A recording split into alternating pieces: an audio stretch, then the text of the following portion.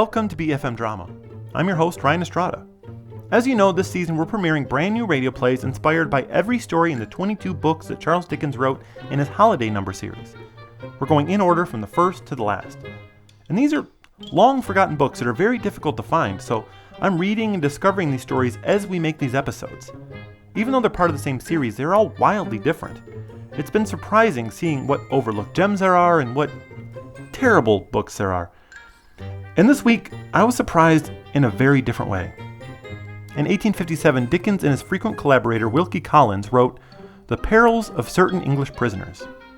I read that it was the story of a prison break and pirates, and I was very excited for something action-packed and fun. But I didn't find it. This book wasn't just not fun, it wasn't just bad, it was a work of pure evil. It's about a group trying to colonize a small island called Silver Store to mine the precious metals. The inhabitants of this island rebel. But in this story, the colonizers who kill and enslave the locals are the heroes. This book is so full of the worst kinds of racism that it made me reconsider everything I thought about Dickens. I researched and learned that Dickens himself said this story was a thinly veiled metaphor for the people of India fighting for their freedom. And in a private letter, while his son was stationed in India, Dickens expressed a desire to exterminate the race in retaliation for their independence movement. I don't get it. Like, his whole thing is social justice. This is a man who spent his entire career criticizing the ruling class of his country, but for some reason to be willing to commit genocide to make sure other countries have the same ruling class? I don't get it, Dickens. I thought about skipping this one, but we've already started adapting every story in this series. To pretend that the problematic one didn't exist now would be whitewashing the legacy of this series. However, I'm not going to adapt it as is and subject you to the horrible ideas in it. I'm going to use his structure to tell the story I want to tell. This is going to be a much lighter, lower stakes story where Silver Store is a store that sells silver, and where it's very clear that the invader is the villain of the story, not the hero. So please enjoy BeFM Drama's production of Peril at the Silver Store.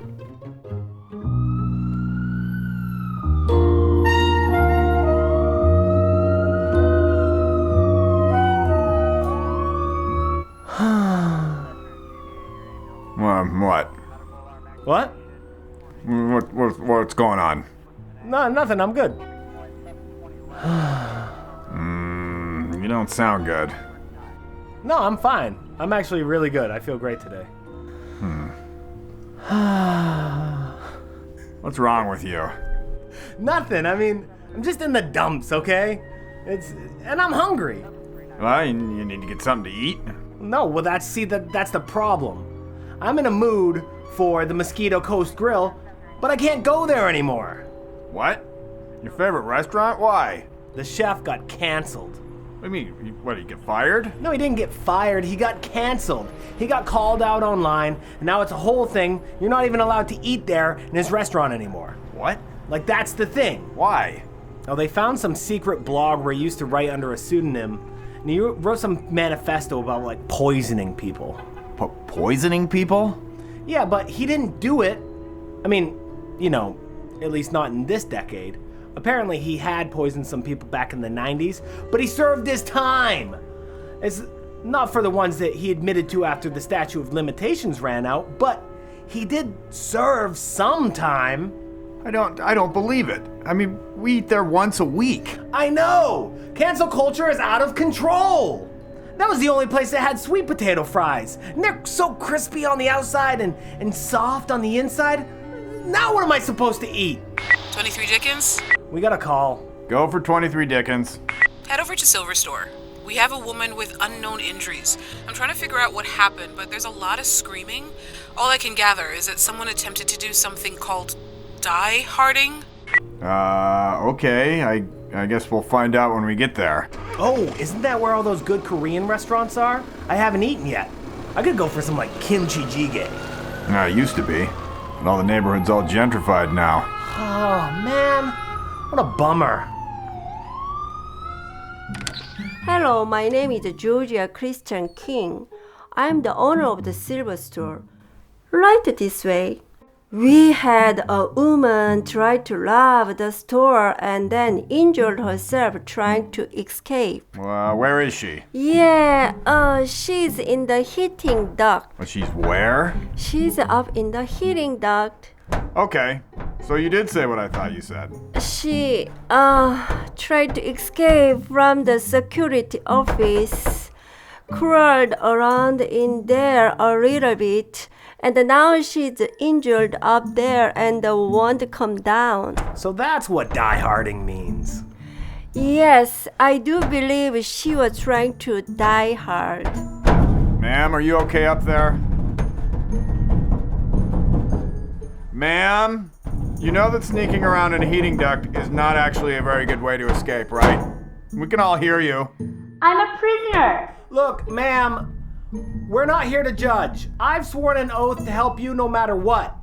I don't make any judgment calls about who's right and who's wrong. I don't even care if you've broken the law. Maybe you've got a good reason, you know? Not all laws are good to begin with. I just want to get you out of here and out of the situation safely. There are no bad guys here. I just don't want you to think I'm a thief. I'm not a thief. I don't need to steal from this jewelry store. I'm way richer than this guy. I just took the jewelry so that he would go out of business and I could buy up his land cheap. Yeah, she's the bad guy. You have to save me. My name is Gillian Gilbert. I have been imprisoned here. Don't listen to Georgia Christian King. She's no more Christian than she is a king. Or from Georgia. The first time I met her, I should have punched her in the face for no other reason than that it was the right thing to do. Mrs. Gilbert, all I ask is that you please get out of my ceiling and leave. You locked me up. I asked you to wait in the security office while I made sure I had recovered all of the jewelry you had stolen. This building should be mine. My family has owned this store for 3 generations.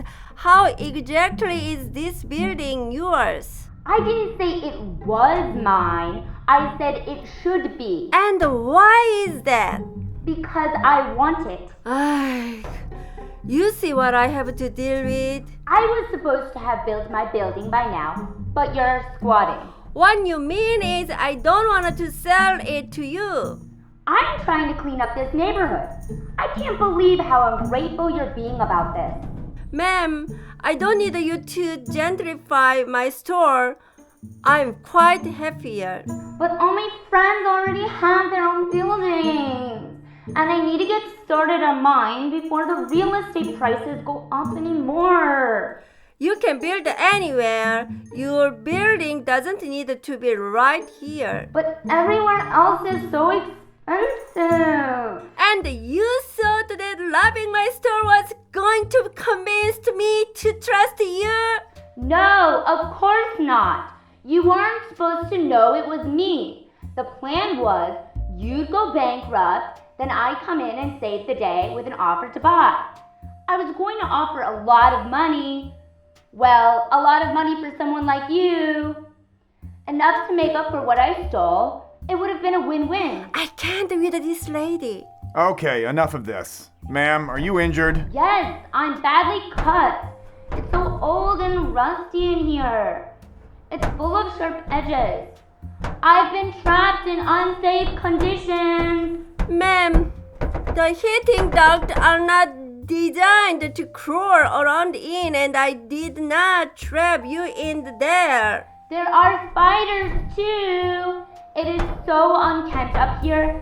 See, this is why it's important for people like me to help rebuild this disgusting neighborhood and make it better for the people who live here. I was going to build a yoga studio on the first floor. Don't you think this neighborhood deserves yoga classes? Don't you care about your friends and neighbors? Ma'am, not all my friends and neighbors can afford to live here anymore because your friends are bulldozed their houses to install luxury apartments. Just please come down from there. Get to one of the vents, and we'll help you out and tend to your injuries. Guys, I'm stuck. Yeah, I'm not going up there. No one will save me? What a cold and caring world. Why must I always suffer?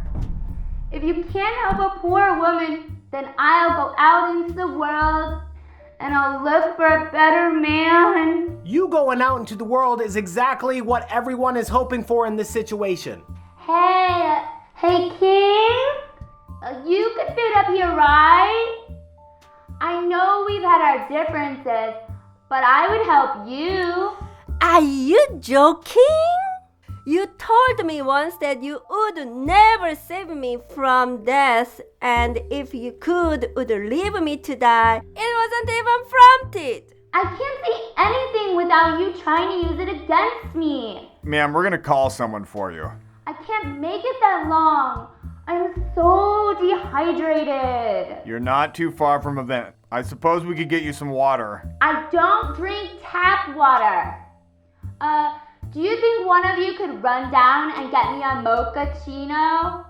Not at the dirty cafe on the north side of the street, the nice one on the south side. I'm really particular about my order. One time the north side cafe gave me a cafe mocha instead of a mochaccino and spelled my name wrong on the cup, and I had to call the police. But the south side one should be fine.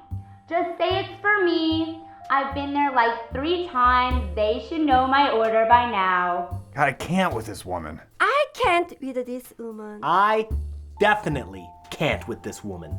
Did someone already leave to get my drink?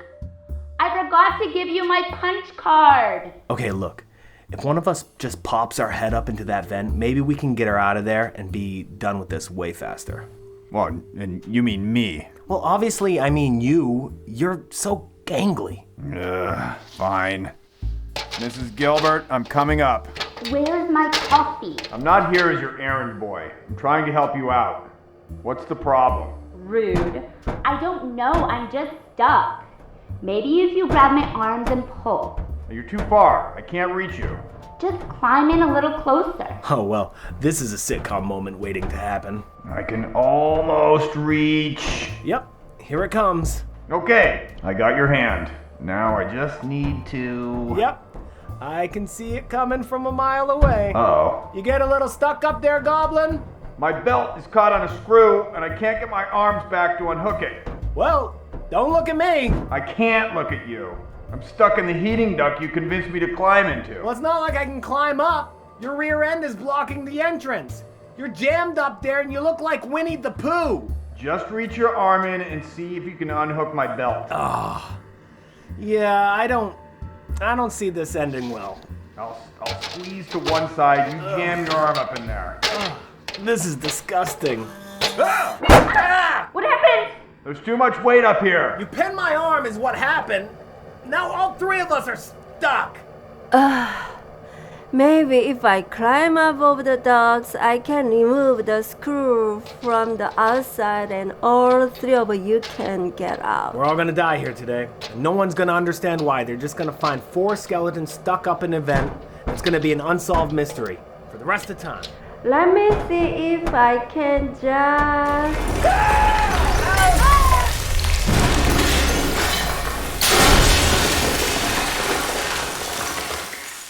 See what you've done now, Georgia?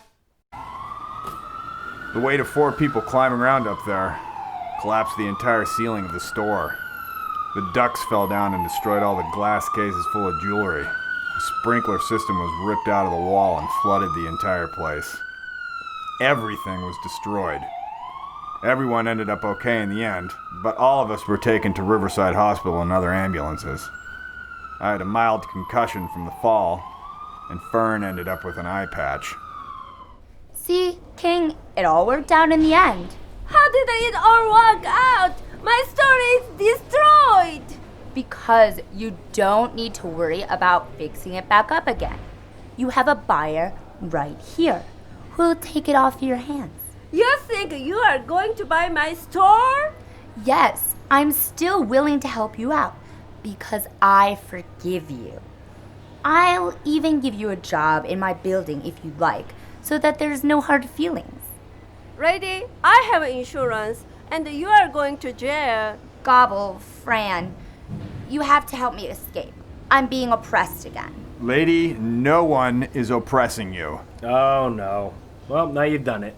He's gonna pull out one of his morals that he learned from classic literature. No, this one is from me. Be quiet. You're a horrible person who's trying to destroy other people's lives, and you feel entitled to what they have. You can't just cosplay as oppressed just because you're jealous of people who actually are.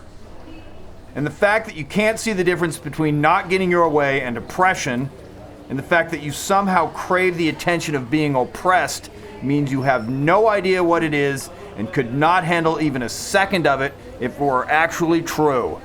Rude. And I had grown so attached to you. I had thought you were such a gentle and determined fellow. It's disappointing to know that you, too, are an oppressor. I will escape on my own. Wait, this is a hospital. You're supposed to be getting treatment and arrested. I'm not chasing her. I know where she lives. I will send the cop there. They tore down my favorite bodega to build it. Hey, Goblin? I just saw an article, and, we might want to get our guts checked out while we're here. It turns out that chef, he did poison a bunch of people. Kind of makes you reconsider everything you got from them, huh? How much poison you've ingested without even realizing it? I've been there like 20 times, and I've been raving about it each time. Sorry to hear about your favorite restaurant. Well, no, I mean, that's the good news. He got arrested, which means we can go back to Mosquito Coast Grill. I want to get some sweet potato fries to celebrate. Nope. You don't get to pick the restaurants anymore.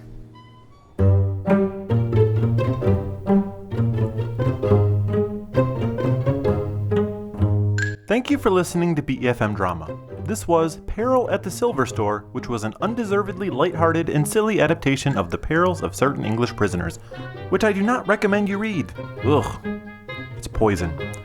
This radio play was written by me, Ryan Estrada. It starred Sam Hazelton as Goblin, Kelly Brassbridge as Fern, Kim Hyun-suk as Georgia Christian King, Aaron Wookday as Gillian Gilbert, and Angelique Lazarus as Dispatch. Hidden Agenda and Umbrella Pants are by Kevin McLeod of Incompetech and released under Creative Commons Attribution License. Collapsing Building was by Elflex Music. Goblin's theme is by Unheard Music Concepts. Next time in BFM Drama, we're going to do something a little bit different. Just like how Dickens eventually let his collaborators take over in these later books, our own Kelly Brassbridge, who plays Fern, wrote the next episode. Stay tuned for Let Me Be. Thank you for listening to BEFM Drama.